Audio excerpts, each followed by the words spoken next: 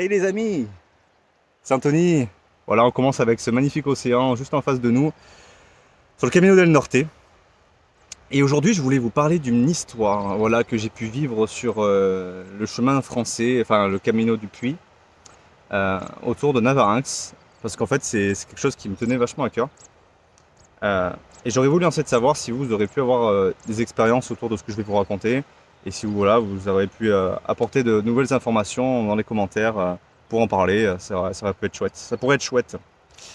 Donc voilà, je commence. En fait, j'étais avec un groupe de pèlerins, on descendait en fait en direction de Navarinx. Il y avait une descente avec une forêt, puis une petite table en pierre. Et puis on avait trouvé deux personnes qui étaient installées, voilà, avec leur voiture à côté, qui étaient en train de manger, voilà. Ils nous disent, bah venez, venez, ouais, vous avez l'air sympa, tout ça. Donc on s'installe avec eux, voilà, pour papoter, parce que c'est ça aussi l'esprit du chemin, c'est rencontrer et puis papoter. Et puis voilà, ils nous ont proposé de partager leur pain, de l'artichaut de leur jardin, etc. Donc super bon, super cool. Et puis ils nous disaient que voilà, ils étaient en train d'ouvrir une boutique, une boulangerie bio, voilà, avec des produits naturels, dans la ville de Sus, SUS, qui est à côté de Navarinx. Et puis voilà, qui s'étaient installés là par hasard. Et puis voilà, qui étaient contents de croiser des pèlerins pour promouvoir un petit peu aussi leur boulangerie, etc. Donc c'était un heureux hasard. Mais je ne pense pas que c'était un heureux hasard. Pourquoi? Parce qu'une fois installé aussitôt, après voilà, avoir un petit peu eu la confiance avec le groupe, ils ont commencé à nous parler d'un mouvement, d'une tribu qui s'appelle les 12 tribus d'Israël, qui est une communauté qui existe un petit peu partout dans le monde et qui, on va dire, prône la paix, l'amour, mais en utilisant un petit peu l'histoire de la Bible, l'histoire de Jésus, mais un petit peu remodelée un peu à leur sauce. Et, euh, et du coup, c'est une histoire qui paraît vachement inspirante, quoi, et qui peut, j'imagine, sur les chemins de Compostelle, attirer pas mal de pèlerins qui sont en recherche, en quête, et qui peuvent être dans ces moments-là un peu fragiles et boire toutes les paroles. Parce que les paroles que nous disaient ces personnes, qui d'ailleurs avaient pas leur vrai prénom, c'était l'un d'entre eux, il s'appelait Israël, voilà, qui avait été renommé comme ça, et l'autre, je sais plus.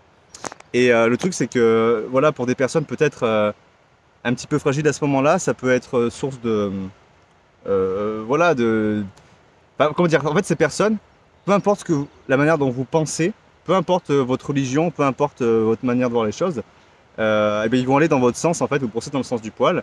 Et derrière, en fait, ils vous proposent, moi en tout cas, ils m'avaient dit que si on voulait aller voir, on pouvait y rester une nuit, deux nuits ou pour toute la vie. Et on aurait un lit, un toit, à manger, plus besoin d'argent, un monde idyllique où tout le monde s'aime, tout le monde est beau, tout le monde est gentil. Et voilà, tout autour de l'énergie du Christ, etc. Sauf que j'ai trouvé un peu dissonant le fait qu'il me disait que pour lui, pour eux, c'était l'âme en fait ne devrait pas mourir, dans le sens où on devrait être immortel, qu'on ne devrait pas mourir, et que comment dire, que la mort, on va dire, voilà, nous sommes censés être des êtres immortels, ce genre de choses. Sauf que c'est pas du tout en accord avec ce que dit la Bible, je crois. Et, et voilà, en fait, peu importe du coup les opinions qu'on donnait, en fait, ils allaient dans notre sens et en fait, voilà. Et du coup, c'était vraiment des récits qui paraissaient, qui pouvaient paraître intéressants, mais moi, je sentais que c'était un peu malsain, quoi. Ils se vantaient en fait des adeptes, des membres en fait qui étaient venus leur rejoindre, qui leur avaient tout donné en fait, tout délesté, genre tout leur argent, tout leur bien matériel. C'était vraiment, enfin voilà, il y avait pas de filtre, c'était vraiment, voilà, on aime les gens qui donnent tout, quoi.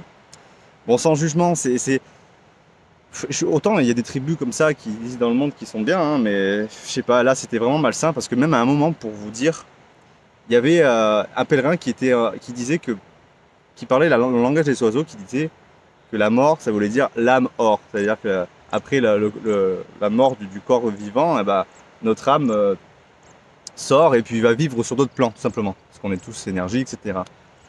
Et en fait, lui, il était là, il disait, mais je suis pas tellement d'accord avec ça. Il y avait un couteau sur la table, et puis il a pris le couteau comme ça, et puis il a joué une scène un petit peu théâtrale comme ça, en nous regardant tous, qui veut mourir ici avec les grands yeux, etc.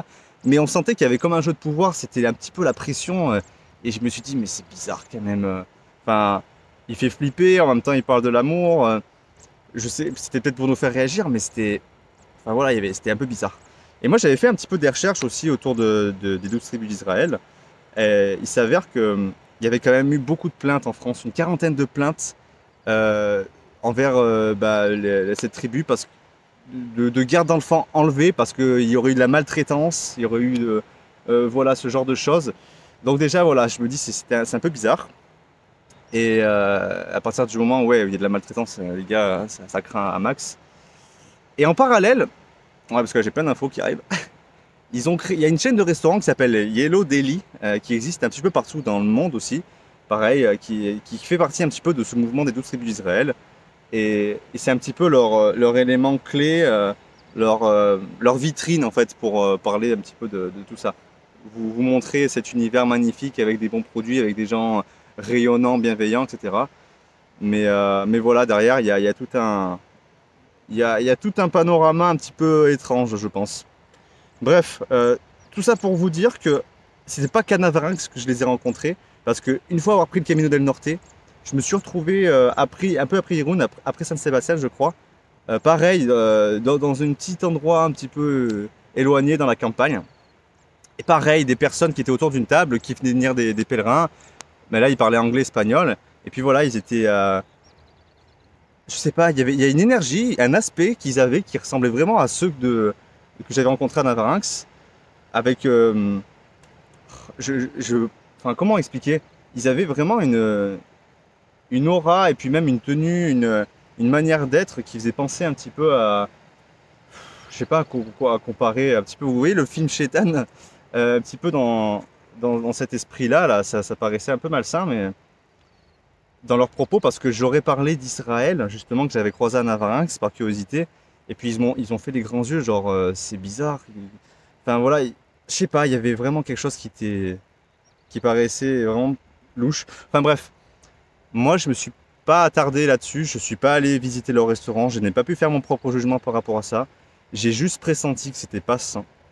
Et, et que je pense que sur les chemins de Compostelle, c'est possible euh, que des personnes voilà, un peu vulnérables dans ces moments-là, parce qu'on est en quête de recherche, puissent se faire entraîner peut-être dans ces mouvements-là. Et moi, j'aurais voulu éventuellement avoir peut-être un petit peu vos ressentis, vos témoignages autour de ça. Est-ce que vous avez connaissance de ce mouvement? Est-ce que vous en avez fait l'expérience?